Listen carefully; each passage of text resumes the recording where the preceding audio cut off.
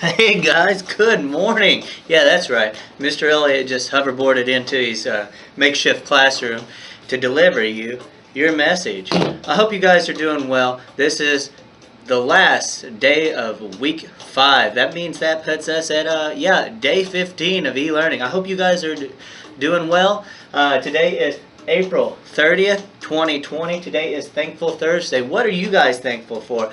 I think that I am just going to tell you what I'm thankful for. One, I'm thankful for my boys. I'm thankful for Mrs. Elliott. And I'm thankful that we're able to do this and communicate and still learn and teach through video chats and video lessons. Even though it is definitely harder, and I miss you guys, at least we're still able to stay in contact and continue to learn one way or the other.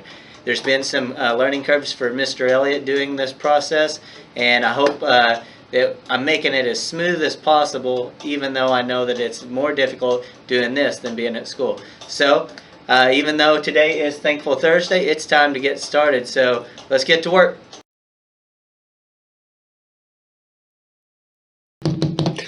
Welcome to today's talk show. We are here with a special guest today. I hope that we're able to get some good information, get some good advice from him. Our talk show today is called a Cap Rap because, yes, that's right, Captain America is our special guest. And we're labeling our talk show Cap Rap because I'm going to try to get him to rap us a song. I don't know if it'll work, but Cap, thank you for joining us.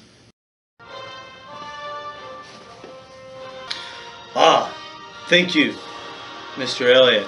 I am glad to be here. Cap, what made you want to become a soldier or go into fight for the United States? You know, I became a soldier not because I wanted to fight. It's because I wanted to help. I wanted to help our nation and I wanted to help other people. So my reasoning for being a soldier was to help. Were you ever scared at any time when you were defending the country? Yeah, there were times that I was scared. I think ultimately it's rightfully so to be scared.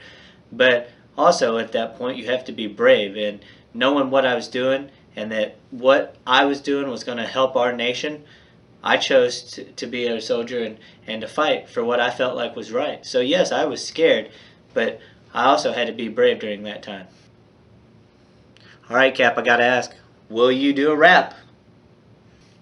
Do a rap? A rap. I don't know.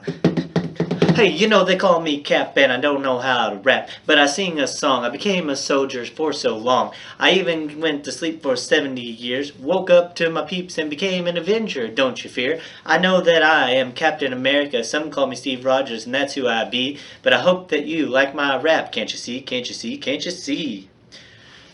Until next time, guys, thanks for having me. It's been a pleasure. I hope to see you later. Bye, guys. See you later. And there you have it, guys. That's it for Captain America. Thank you for joining us. Until next time, we'll see you later. Bye. As we're looking at our homework today, in reading, you've got questions on Google Forms, Raymond's Best Summer. I've assigned 2 books on Raz Kids. And then you're going to read 30 minutes today and the rest of the weekend. In writing, you have a journal entry to do. Please continue to do those over the weekend. And Google Docs poem focused on your comparative language. In math, you've got a Google Form application problem, and you've got Google Form word problems. And finish up math with iReady Math for 15 minutes. Activity is a brain break or 2, and challenge, help out around the house.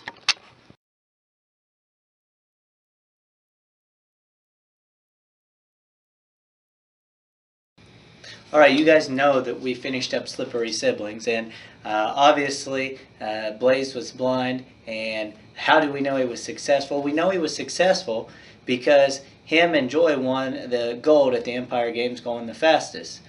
That is how he was successful. Yesterday we read Raymond's Best Summer, part of it, and I asked you a couple questions. One question was, what is his problem? And then the second question, or another question was, what was Raymond really worried about?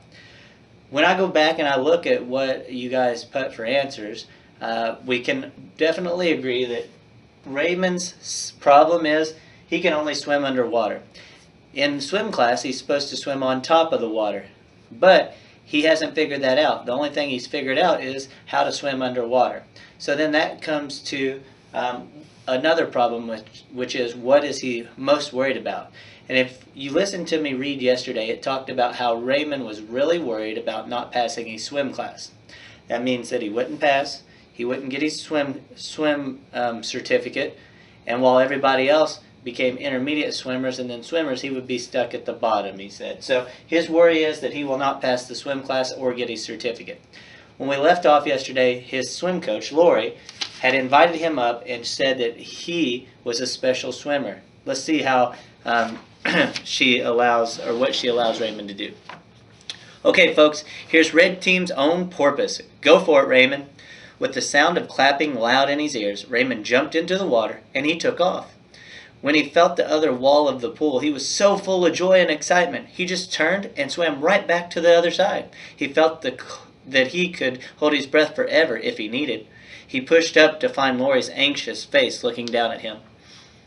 "Why, Raymond," she cried, helping him out of the pool. "How about that?" she said, turning to the audience. "This is the first time Raymond has ever done both laps. Even I didn't know he could do that. Am I going to get my certificate after all?" Raymond asked her as applause rang out.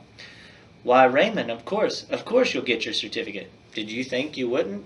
She gave him a quick hug as she put his towel around his shoulders.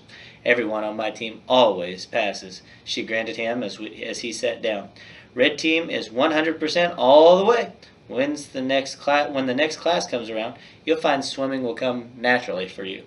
Just relax and enjoy the water, Raymond. You've got the makings of a great swimmer." All right, that's it for Raymond's Best Summer. I know that wasn't a lot, but you're going to finish up reading with Raymond's Best Summer by answering 2 questions on Google Forms. Okay, we know that Raymond's problem is that he can only swim underwater.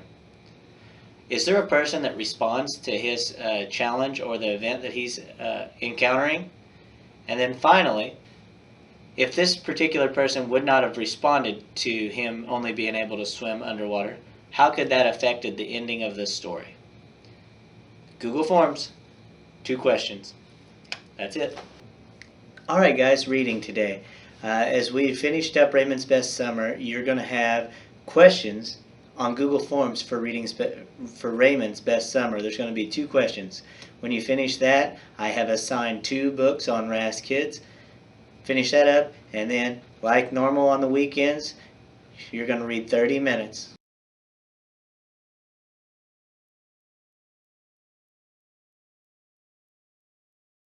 Today, as we talk about poetry, we're going to focus on comparative language, okay? Comparing feelings or objects to something else.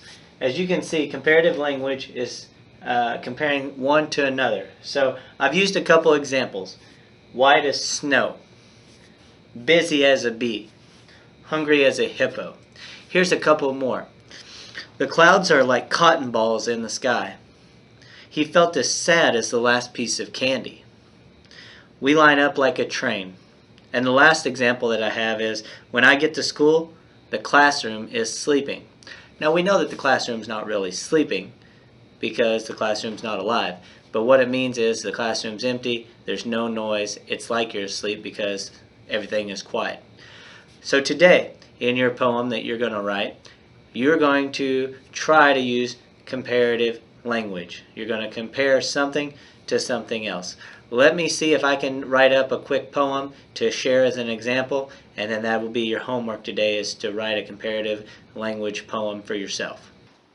Behind me, guys, I have my poem. Now, I wish that I would have recorded this because you would have actually seen me as a writer struggle a little bit. And that's what a writer does. A writer writes things down, they revise, they edit, and sometimes they go through struggles. I really kind of struggled on where I wanted to go with this poem and how I wanted to make it sound so I could compare for you. I wanted to use comparative language and focus on comparing each line to something else. And I really didn't know where I was taking this poem. So I got 6 lines and I finished it. I'm not very happy with the piece. It'd be something that if I was going to continue to do, I would definitely go back and I'd fix it up because I think I can make it better. But in the short time and video purposes, I wanted to get something to show you and how I compare my first line to my second line, third line to fourth line, fifth line to sixth line. So let's look at my poem and then we'll talk about how I use comparative language. I titled this Boys. I hear yells from the room, like a train whistle blowing. Boys are cheering as if they just won the World Series. A celebration will begin, just like a birthday party again. Now, I know that that is not a very long poem. I understand that it doesn't necessarily rhyme, which I told you, not all poems have to rhyme. But let's look at my first two lines, third and fourth line, and fifth and sixth line. My first line is I hear yells from the room. The yelling, I compare that to a train whistle. It's loud, okay? So if you've ever been outside or you've ever heard a train, you know how loud a train can be.